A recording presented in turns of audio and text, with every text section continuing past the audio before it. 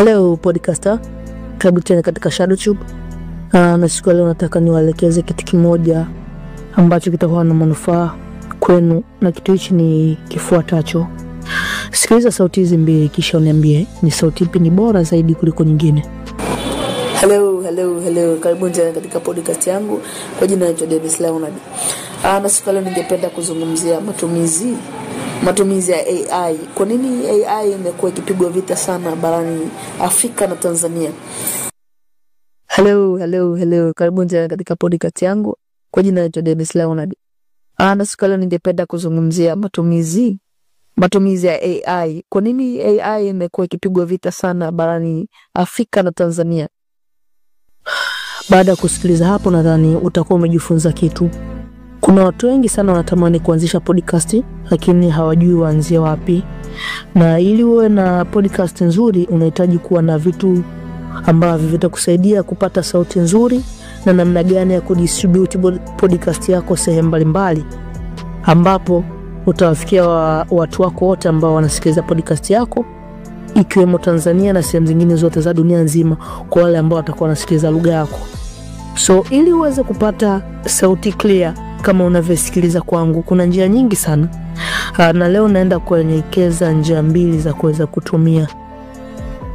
Njia ya kwanza, unaweza kutumia software ambazo zimekuwa installed ndani ya kompyuta yako au desktop yako, na software hizo ambazo ni bora, naweza kusema ni mbili.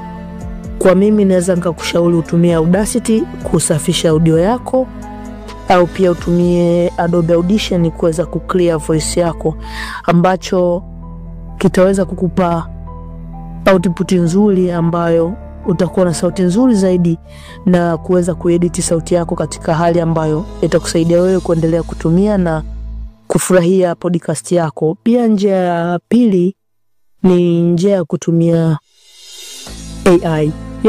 Ni njia ya kutumia artificial intelligence, ambayo unatumia baadhi ya software ambazo zinatumika kusafisha sauti, zinakusaidia kusafisha audio yako ambayo ina makelele ambayo haiko sawa na sauti inakuwa sawa.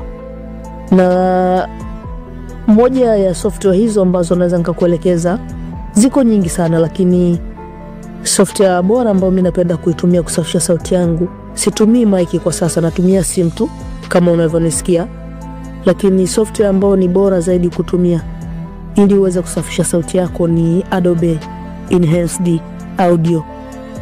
Ni software ambayo ni Adobe na inakupa nafasi ya risali moja kila siku kusafisha audio yako, na ukiweza kuitumia utaweza kutengeneza sauti nyingi sana za kuweza kuendesha podcast yako.